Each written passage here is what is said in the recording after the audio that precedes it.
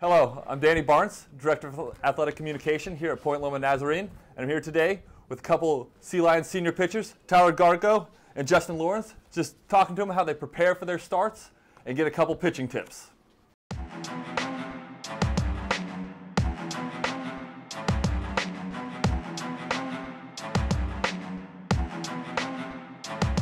know you guys are the two kind of 9-inning guys this year for the Sea Lions.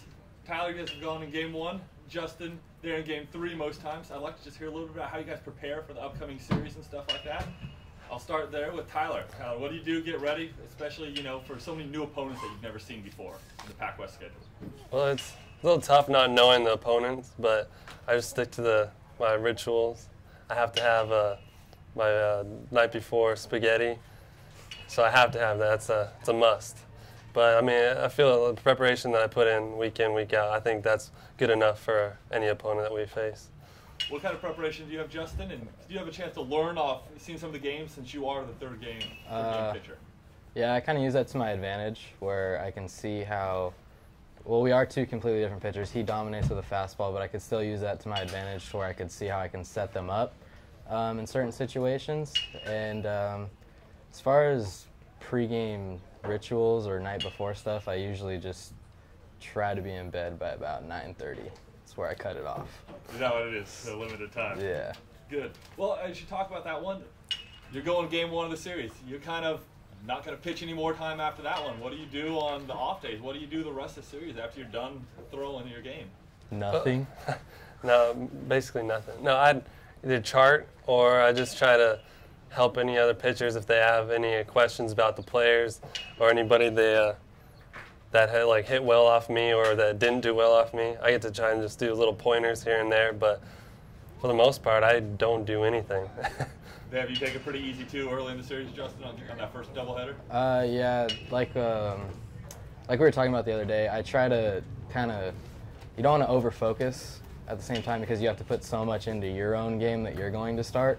So, I mean, I'm there, I'm present, and rooting for my team, but at the same time, it's not over-focused because you know that next day you have to be completely engaged in what you have to do. All right. Talk to me a little bit about some of the pitches you guys throw. You talked over there about Tyler kind of dominating with the fastball.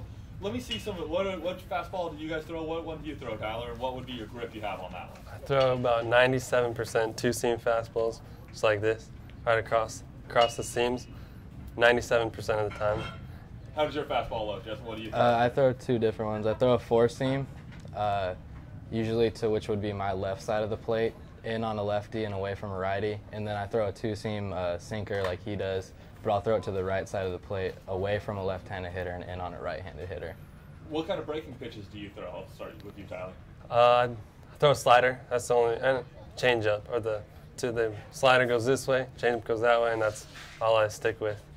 We know you're pretty famous there for around here at the campus, Justin, for your slider. How do you grip that one? I throw it basically just off to the side of my four-seam. It's almost like a backwards fastball, and I just flip the switch at the end, and it looks like a fastball out of my hand and breaks away from a righty and then on the back foot of a lefty.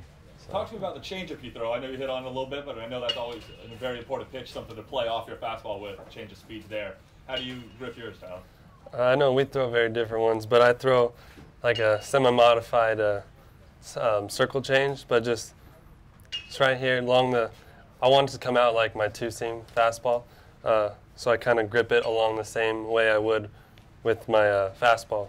But I just put my index finger over to the side, and I want to utilize my pinky just enough where it comes off. And that's where it gets the spin and rotation. As to his is a lot different. So, I throw a split changeup where I completely split my index and my middle finger off to the sides of the seam. So I would throw a two-seam like this, and then completely put my fingers off to the side of the seams and hope for a run and drop at the end of it to work off my two-seam fastball. So I know that you guys actually, apart from being the 9-inning pitchers on this time, you guys have also seemed to take a lot of pride in going deep into games. Is that something you guys like to do to kind of lead the staff both by example and by experience as well? Well, kind of have to because we're short. We don't have as many pitchers as we did last year or as most pitching staffs have. So you need all your starters to get deep into ball games. So we kind of I know he does for sure. He leads our pitching staff in innings. He's always going deep, and I'm up there too in innings pitched. And you just hope that you can get deep into a game and help your team have a chance to win at the end. I know you guys are tied together a couple more ways than just being pitchers. You guys are also roommates right now here on campus. Does that tend to be the same way with a lot of the pitching staff out there? Is a lot of guys on the pitching staff pretty close? You guys friends off the field as well? I'd say we stick together. Yeah, we're a close-knit group. We kind of stick to our own. If anything happens, it's always the pitcher's fault, so we all stick together. But we're pretty close. Fantastic. Well, we look forward to seeing more of you guys out there. We've still got a month and a half left of the season or something like that. So thanks, guys, for spending some time, and thanks for showing us some pitching tips out there. Thank you.